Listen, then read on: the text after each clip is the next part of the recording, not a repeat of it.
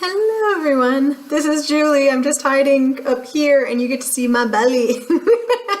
Okay, so I have pressed shadows in the past. I'm going to attempt to do it again today. We're going to see how well this goes. I've got two powders initially that I want to combine. I've got the Pure Balancing Act. This is the Shine Control powder, and I've got the Japanesque Pixelated Color Collection powder. This is in the shade Finishing Powder in the shade 1. You can see I've hit pan on both of them. I've stopped using both of them because it's too hard to put my brush in them. So what I'm going to do is I'm going to take this powder, put it in this one, mix them all up, and we're going to see what happens because this is a mattifying powder and this has glitter in it. This may be a bad idea, but you're my proof that bad ideas are good ideas, and I'm not a pro at this, but I'm going to show you what I do. So I put a paper towel down. I have my oh so clean, not so clean nail file, and I use this to crush up the powders. I've got the oh so fancy Kaolin eye polish. You need something with a flat edge on the bottom. You just need something so you can push and pack it down later. I've got 70% isopropyl alcohol. This is just what I had in my collection. Go for the highest thing you can find. 90's better, but 70 is what I had. And then I have an itty bitty tiny little dropper so I can pull out that and pull out the alcohol and put it in my powder. But the first step is we're going to crush up both powders and put them all in this case here. Okay? All right, here we go. I'm just going to take the edge of this to do it, just the back side.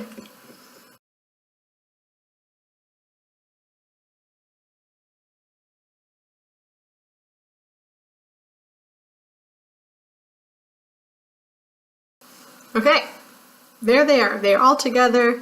This one is relatively empty as it's going to be. There you go. It's like all out. I've got both powders in here. What's really interesting is they actually look like slightly different colors. Well, we'll just make it work. And I am just going to mix them up just a smidge here. Kind of make sure I don't have too much product in here. It looks like actually I do have quite a bit of product in here, so that's okay. We'll work it out. Do a little mix up. Make sure there are no big chunks. You want all the chunks gone. You want it really in a fine powder. It's really interesting actually, the Japanesque made a better powder than the Pure did. So we are here. Now it's time to add our alcohol.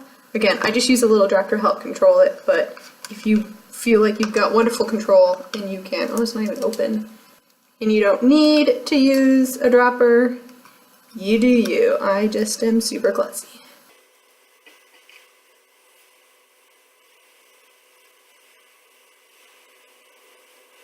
All right, I'm going to start with 10 drops and just see how we're doing.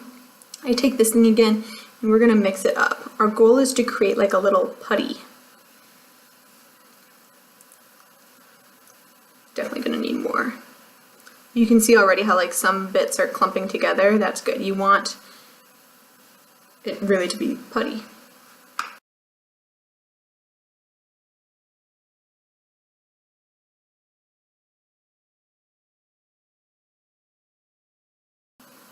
Okay, do you see how it's still a little powdery here? That means it's still not enough. So I'm going to add yet more.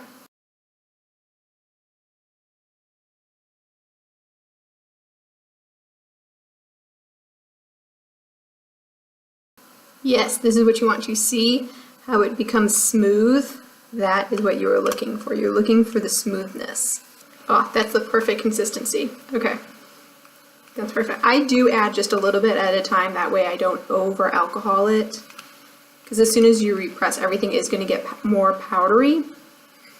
So, and you are going to get some craziness on the edges here. That's just, unless you're like meticulous, which I am not. That's okay. Okay. So we got it. It is smooth. It looks good. All right. The next step, we are going to press it back into the pan. I like to bring it to the center. Normally if I use like a bigger one and not a travel size, I will move everything to the side so it doesn't get onto the sides, but that's not going to happen today. But that's okay. We're going to put the cap back on here so I don't accidentally knock that over, per usual. We're going to take the paper towel. I like to fold it so there are a couple layers, but however you want to do it, we're going to lay it on top of the container. I've got my round bottom that fits in my round hole. And you kind of want to make sure that it's roughly about the same size. You see how it's roughly the same size. It doesn't have to be perfect, but then you're going to go just right on top and you're going to push down as hard as you can. The harder you press, the less likely you're going to have like really, really loose powder where you lose a lot of it from like the brush. Fold it over again. Keep pressing down really hard as you can onto it. And make sure you get all of it. So my container's just a little bit bigger, so I'm going to go over to the edges and really make sure I'm pressing all of the edges. So you'll see that a little bit of it comes off on the paper towel. Can you see that? Just a little bit where the ring is. You want to just continue to soak up any excess of the alcohol in the paper towel. That's why it's so important to use a paper towel, because we're picking up the excess alcohol that might possibly be in there. I'm going to do it one more time. Give this a little turn around here. This is my third time pressing it. You can see we're not exactly even, so I'm going to really try to press over here. And we're just going to get that alcohol and we're going to make this as flat as possible. Sometimes I also use like a quarter for smaller ones. I like nail polish bottles. Sometimes I've got this really small blush that works too.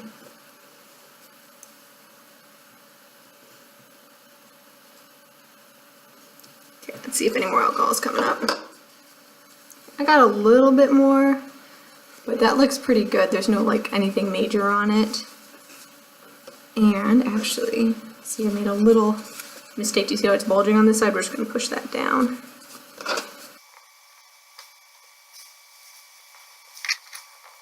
And depending on what you push on it, it depends on what it's going to look like. You're going to see when I hold up the powder, it's got a little of the paper towel indentation on it. But that doesn't bother me any. Boom! That's what she looks like right now.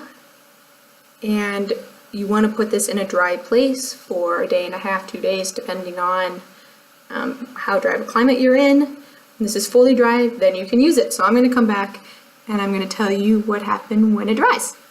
Cool. Okay, I'll see you soon. Bye. Hi everyone. Well, what was 2 seconds for you was 2 days for me. And I'm here to show you what my new press powder looked like. Y'all know I mixed 2 powders together. I don't know why I'm telling you because you just saw me doing this, but I feel like I should because it's been so long. But it is now dry. I have it on my face today. I think it looks pretty good, if I do say so myself. Like, I have a highlighter on, of course, and the sun is super bright today. You can see my shade has little holes in it. But it's like a nice mix of the two. There is some glitter from the Japanesque, but I think it doesn't look crazy. But let me show you what the powder looks like. That's what she looks like now. What's interesting is I have a ridge. I've gained a ridge here, but I think it'll end up being okay. I think when I made the mound, I just didn't smooth out when I was pushing down, so that's okay. But let me give you a swatch of it. Obviously it's powder, it's my skin tone, so I'm going to put it kind of heavy on my finger. Yeah, you can see it there. The one thing to note is when you press your powders, and when you repress them, when you repress your powders, they are never going to be as tightly packed as when the company does it, because you are not a machine. So it will be more powdery when you apply it, so you're going to kick up more dust when you put it on, but it's better than not using the product at all. So I'll probably go through this relatively quickly because it's loosely packed, but I think that looks pretty good. I don't know why I swatched, I mean, you can see it.